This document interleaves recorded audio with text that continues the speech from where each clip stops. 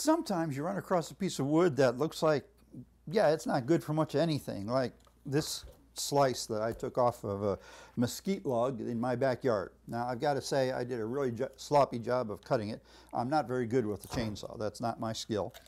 Nevertheless, I've got this thing, and you know, most of the time, matter of fact, pretty much all through my 50 years of woodworking, this is something that would just end up in the burn pile. I'd cut it into chunks and burn it in the fireplace and enjoy it that way. But as I've gotten older, I've gotten pickier about it, and I've also learned a few things. So one of the things I've learned is there's ways of making even something like this into something useful. So that's what we're going to do. What my plan here is to clean this up, level it out, and do something about this hole. Now, a lot of people would just fill that with epoxy, and yeah, you can do that, but you know, epoxy is expensive. So what I'm going to do is I'm going to do an inlay here that's going to make the live edge of this cookie or this slice look great, and it's going to turn that hole into something you don't even know is there. So let's get started. The first step in working with any slice or slab of live edge wood is usually getting rid of the bark. Now, that's unfortunate because I really like the bark and I'd love to keep the bark on, but there are very few types of wood where the bark will just naturally stay through time. As the wood dries and shrinks, the bark doesn't dry and shrink along with the wood, and it ends up falling off anyway. And then you end up with something that looks sloppy. You got bark half on and bark half off. So what most people do with live edge stuff, the first thing they do is get rid of the bark, and then they'll take a grinder and clean up the edges. Now, because this is mesquite, I've got one other thing that's a concern here, and that's bugs. There's a specific type of beetle whose larvae love mesquite, and they will burrow into this mesquite and make their home in it and make little trails, and they'll actually eat the wood, and it ends up a mess. So I've got, if you look right here, I've got some of those trails, and I'm going to have to clean those up, and those I will have to fill probably with epoxy, mostly to make sure that if there are any bugs still left in there after I clean it up, yeah, they're not going to come out. They're not going to make it. As you can tell, if you look at my workbench, I've already started flattening my cookie here. I've done the first side and flipped it over. Now I'm getting ready to do the second side. This mesquite that I'm working with is a beautiful red color. It'll darken up a little bit with time. It's a really nice color. Love how it comes out. It's a very, very hard wood to work with. It's got a Janka hardness of 2400. To give you an idea, that's about double that of oak. Okay, so this is a very dense wood to work with. So it also creates an awful lot of chips, as you can see, flying around. That's why I'm wearing a shop apron, because it was throwing them right at my belly. And I'm also going to wear a dust mask because I'm tired of breathing in the dust.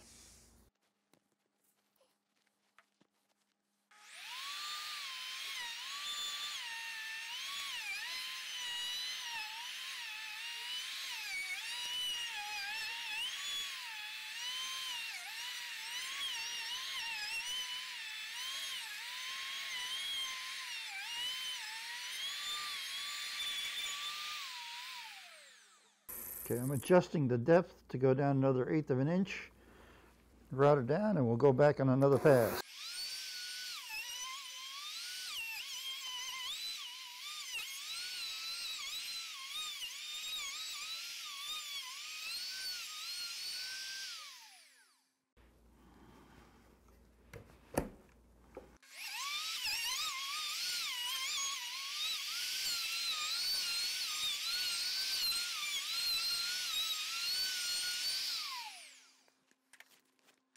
Okay, I've got a pretty flat surface now.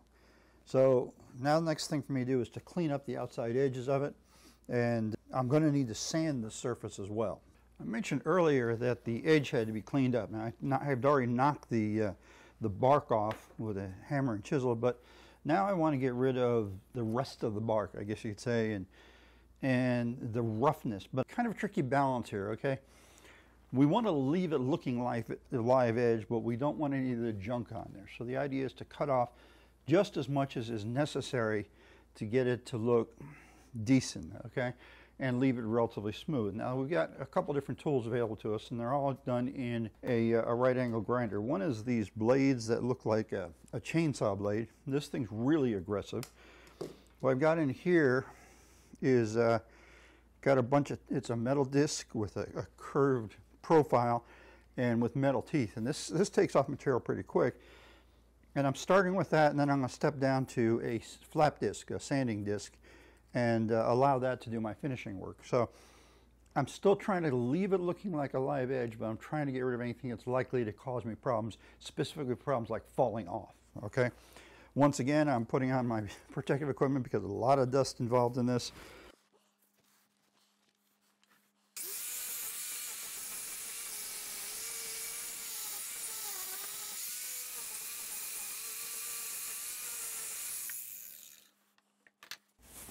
Normally I'd have this clamped to the edge of my workbench to work on it, but you wouldn't be able to see what I was doing then. So that's why I've got it up on my little bench on the bench.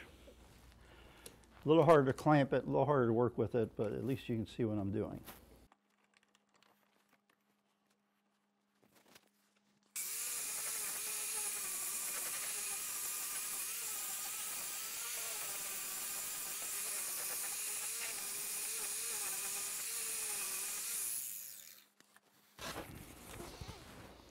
As you can see, that takes off material pretty quick, but what's interesting is really the only material I'm taking off is punky material, okay? It's either damaged wood, or it's the sapwood, or it's really part of the bark. And it's kind of hard to differentiate between the sapwood and the bark on this particular wood. Leaves it a little rough, but it does a really good job of getting it off. Now, obviously I would normally go all the way around and finish it, but I'm going to switch over to the sanding disc. This particular sanding disc I've got here is a 40 grit. I've got these down to 120 grit.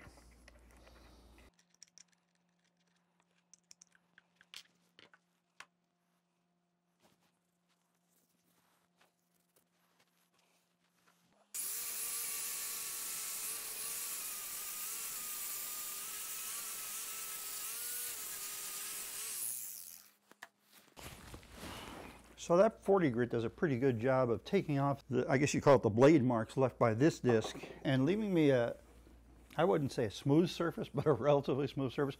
I'll go back over this again with 120 grit to polish it up some more before I really go on. But this is the idea, is I'm trying to get rid of this. Now, any live edge type of a project, whether you're doing a river countertop or table or anything, it's typical to do this, to go along and clean up all this crud with these type of tools, okay?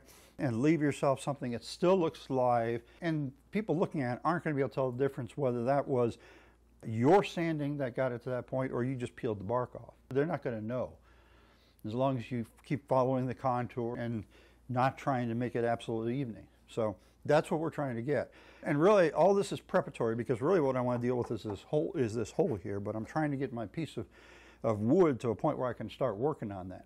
Okay, so now with our cookie shaped, at least as far as the outside is concerned, and a bit of the sawdust cleaned up, we're ready to work on the inside. We've worked on the outside of it, but not the inside. Now you notice this side is kind of more oblong, and this side the hole is rounder. And so a couple things I've got to do here. Like right here, I've got some, what looks like bark on the inside, but it's probably, rather than bark, is probably just rotted wood, okay? So we need to get this out. I don't care if you're doing something where you're working with epoxy or doing what I'm doing here, this rotted wood is going to be a problem because nothing's going to stick to it. It's going to break up and eventually cause you problems. So as you can see, even though this is a really hard wood I'm working with here, that comes out really rather easily.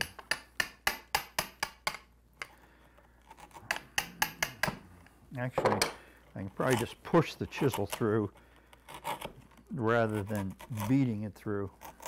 That's how messed up this part of the wood is. And this is just normal decay.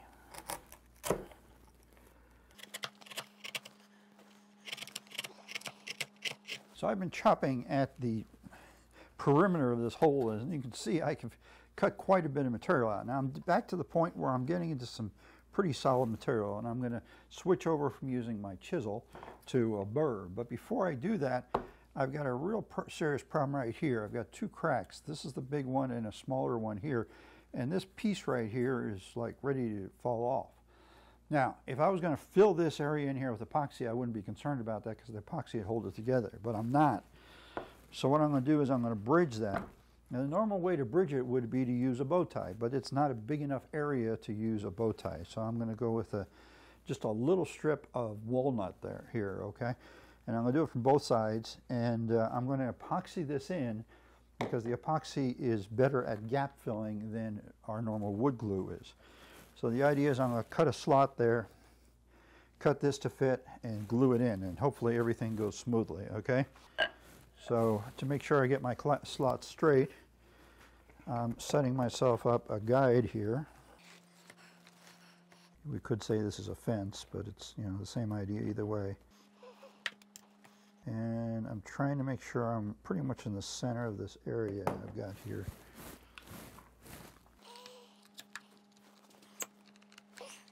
Okay, check this one more time here. And we're looking pretty good, so hopefully I can make a clean cut.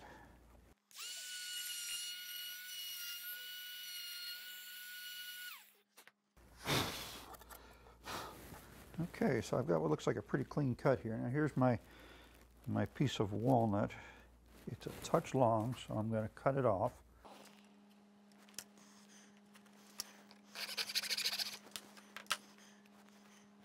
And then I'm going to round my ends just a little with the chisel, because the bit left a rounded end, or a rounded indentation, I should say.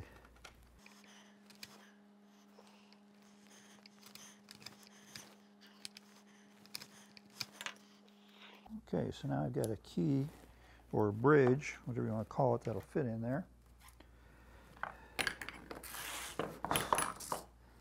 Time for a little bit of epoxy. A lot of woodworkers don't like working with epoxy, but I like epoxy, especially the 5-minute variety. It's great when you need gap filling capability, you need quick dry capability, you need waterproof capability. There's a lot of different reasons to use epoxy. Of course, the one drawback to it is that you have to mix it, but to me that's not a whole lot of an issue. Maybe because I've been working with it for so long.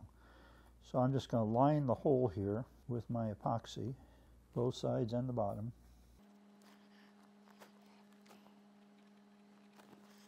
And I'll put a little on the sides of this just to make sure, which means I'm probably going to end up getting it on my fingers.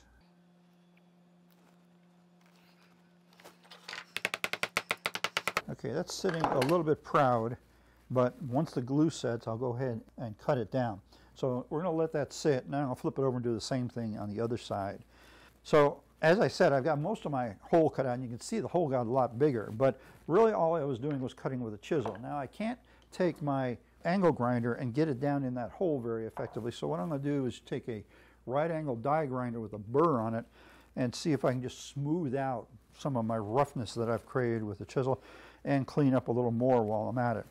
And you know, all of this is preparing this piece. Now, still, remember, we're taking a piece of wood that is basically junk, that we basically couldn't use for anything, and we're turning it into something useful just by doing this kind of preparation to it. So maybe it seems like a lot of work, but we're going to end up with something beautiful in the end, and that's what counts, right? Okay, so I've got my repairs done here, and it's a lot sturdier than it was before. And this is the burr I mentioned before that I'm going to be using on a cordless right angle grinder. And you can also get pneumatic right angle grinders, which are considerably cheaper. And all I'm really doing here is cleaning up this inside. I'm really not trying to dig away a lot of material. What I'm trying to do is make sure that the loose stuff is at least smoothed out.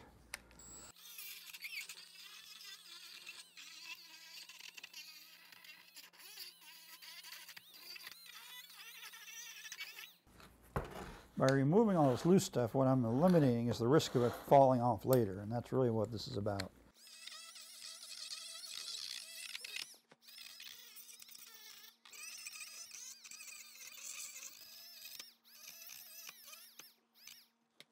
Okay, that's pretty good. It's not sanded smooth, and part of that is because it's really hard to get in there to sand it smooth. But at least I've got all rounded edges here and not sharp edges. And what is here is pretty stable. Now what I'm going to do is mix up some epoxy and I'll coat the inside of that more to help stabilize it than anything else. Okay, so I've got my piece sitting up on some blocks so that when I epoxy the inside here, I'm not going to literally glue it to the board I've got underneath it. The board there is just to catch any drips that might exist.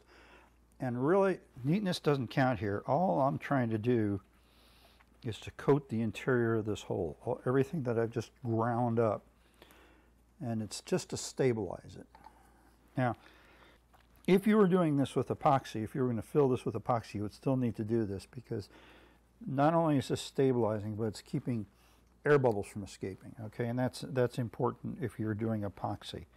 We really don't care about the air bubbles right now, but we do want to stabilize it. And that's mostly just to keep chips from falling off. Anything we missed in cleaning up the inside of this.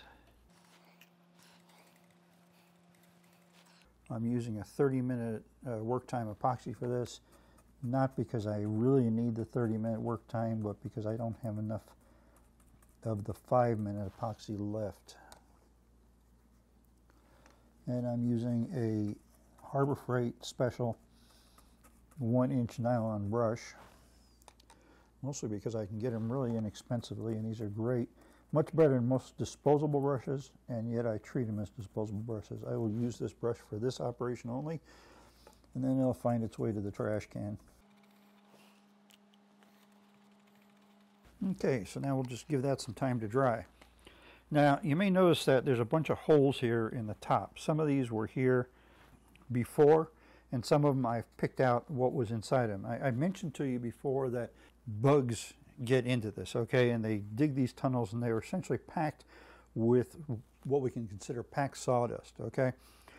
Eventually that would come out, so I've gone ahead and picked out a bunch of it, and all the ones I think are likely to come apart, and we're going to be sealing this anyway, which will take care of the rest of it. So now what we got to do is let the epoxy cure, and then we can go on to the more decorative part of this project, and really what this project is all about.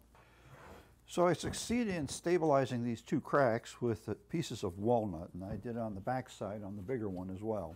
So that's solid. And now I've got this cutout. Now, typically when you've got a hollow log, the hollow part is in the middle, not offset like this, okay? So that makes it a little trickier to do what I want to do, but that's all right. It's still going to work out.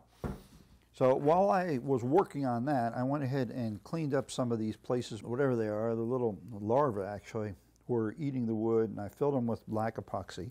And you don't have to do that, but I like to, especially with mesquite. Mesquite is red, and that epoxy actually looks nice with it. And so the idea here now is, what are we going to do with this? Now, I talked before about filling that with epoxy, and some people do that. And on a small piece like this, that's maybe half a gallon of epoxy, okay? But what if you got a big log? You know, really all I'm just showing you is how to do something big on a small scale, okay?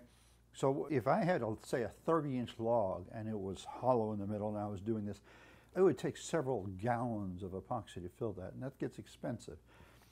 So the idea is we're going to fill this, or we're going to cap it with wood. And I start off with the idea of a geometric design, and if it was centered, I probably would have done that. But with an offset, it's really hard to do a geometric design and make it work out. My next thought was go with something floral. Problem with floral is making it look good, and then the flower stems are really thin. So I ended up with a butterfly. So I went ahead and cut a butterfly out of some 1/4 inch thick stock. I could have used 1/4 inch or 1/2 inch. I could have even gone to 3/4, but I was trying to keep it fairly thin. And then I cut a template to match it, okay? Now notice this part in the middle here is bridged, but the outline is the same. So the idea here is that the butterfly is going to go in here something like this. So it's going to cover up most of this hole, okay? Meaning that we'll have a solid tabletop, except for that little bit right there, where we can set glasses or whatever. Now, I could fill this with something as well, maybe put a flower here or something like that. Well, we're just going to go with the butterfly. Now, I've chosen the wood I chose because I want a contrast in color. I've already used walnut down here to make these little splices, and walnut would have worked, but I thought a light color wood would give me a better contrast with the red. So now what I've got to do is I've got to inset this into this. Now, really that just means insetting these edges around here, because the middle part, it's all open. And that's what the template is for. So I can cut this out to give myself a place for that to sit in. And then indent is, that cutout only has to be 1/4 of an inch deep. So I'll use the template and my router to do that. Now, if this was a softer wood, remember this is mesquite, it's a Jenka hardness of 2400. Let's say if it was something that was much less dense, you know, say cedar, for example, or elm or something like that, I could probably cut this out with a chisel. But in this mesquite, that's really hard to do. So that's why we're doing it with a router, and that's why we needed the template. Again, you adapt your techniques for the wood you're working with, and there's always several ways of doing things. So our next step is to cut that out, and then we're going to inset this into this piece of wood. I've gone ahead and chucked up a pattern bit or template bit in my router, and I've set the depth to be equal to the thickness of my template and the thickness of my inset piece together. And then I've gone ahead and attached my template to the wood. Now normally I would do this just with double-sided tape, but I've gone ahead and put a couple little brads in here, really tiny brads in, just to make sure it's good and secure. So I'm using my trim router for this, where I would normally use a larger router, just because one, it's not that big an area, and two, it's going to be easier to control. Okay, so we're ready to do some cutting.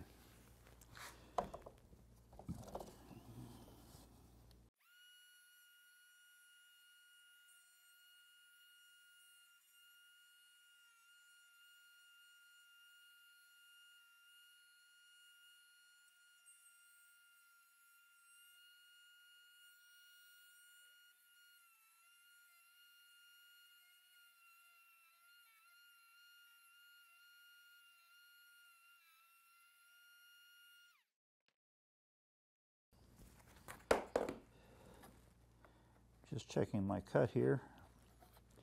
I'll make sure I didn't miss anything. There's a little spot right there, and right there I missed.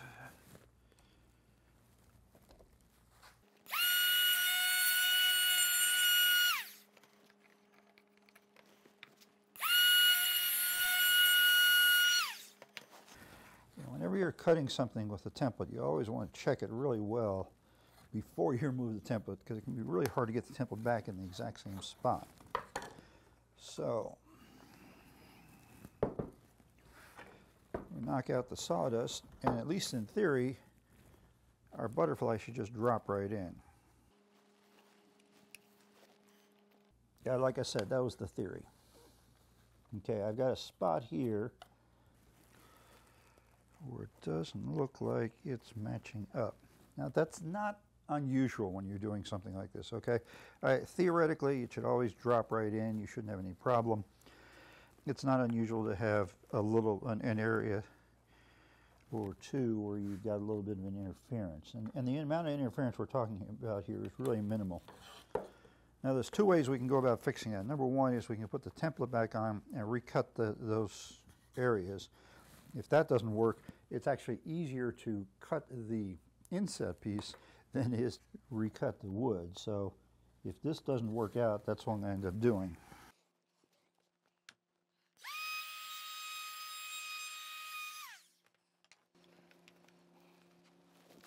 Yeah, that didn't work out perfectly. So probably what happened is that my template did not end up matching my butterfly perfectly, okay?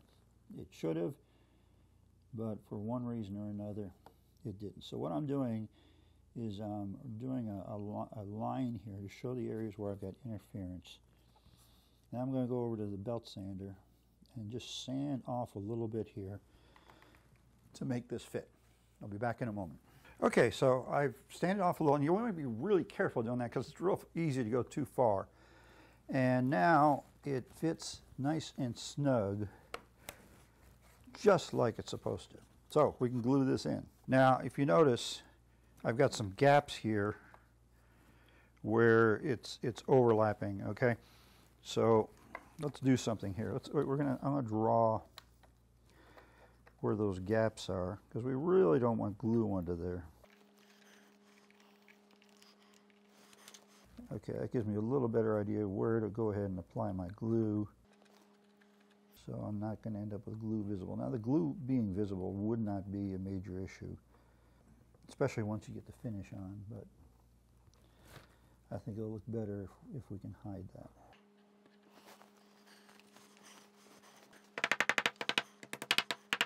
Okay, so now all I'm going to do is put something on here and put some weight on there just to hold it together like a clamping force while the glue dries, and then I'll sand it and we can go ahead and finish it.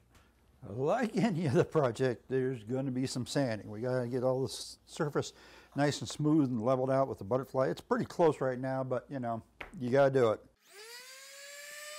1 hour later. 1 eternity later. So here's our more or less finished piece. I put 1 coat of finish on. Now I still need to put a few more coats of finish on it, and I may do a little more filling of some of these insect holes or whatever, but the idea is basically done. Now, granted, this is pretty small for a tabletop, okay? We're looking at, 14, 15 inches here. But imagine doing this with a 30-inch slab, okay? Maybe you've got a neighbor or you yourself or somebody you run across has got a tree they've cut down as a big tree and a big hollow spot in the middle. This is the idea, okay? I've done it on a smaller one to save time and also because this is what I had available. This is the only hollow piece I had available to me. But the exact same thing could be done on whatever size cookie you can get your hands on. Now I'll tell you what, you do something like this on something that's say 24 or 36 inches in diameter, it's going to be pretty impressive and it's going to look good. Granted, you'll want to go with a thicker inset piece than what I did because you're talking, you know, more weight probably going on it. And then of course, as with any table, you've got to go with some sort of legs. Now what I'm going to do with this one may seem a little strange. I've got this old vintage milk can. I don't think it's old enough to call it an antique. It's technically vintage. It's a real milk can. Picked it up at an estate sale, and my wife and I bought it with the idea of eventually making some sort of a table on it, out of it, that's going to go on our patio. So this is going to become that tabletop. Now I've got to route it out so it can set onto the lid here. I want it to come down about this far so it won't fall off. I'm not going to attach it permanently because I don't want to damage the milk can. It's worth more. It's more precious as a beat up old milk can than if I drill holes in it or I glue something to it. So I want to leave it that way. And if I route out a circle here, let's say 1 inch deep, that fits just about right to set it on there, bingo, okay, that's the idea. But the big point of this project is this is how you can take something that would otherwise be scrap, would otherwise be headed for the burn pile, and you know, it turned out pretty good. I'm pleased with it. I really wish it was bigger. I would much rather have this thing, say, twice as big, you know, then I'd have something that's really impressive. This small, no, it's not that impressive, but it's the same technique. And by doing it smaller like this, I save some time out. It's easier to put it on camera, easier to show you what it is than I'm trying to show you. So maybe you got something sitting in the burn pile right now. Or maybe you got a buddy that's got a tree that's down that you could go cut a slice off of. Wherever it might be, hey, give it a shot. Make a little sawdust and see what kind of design you can come up with for your own very unique cookie table.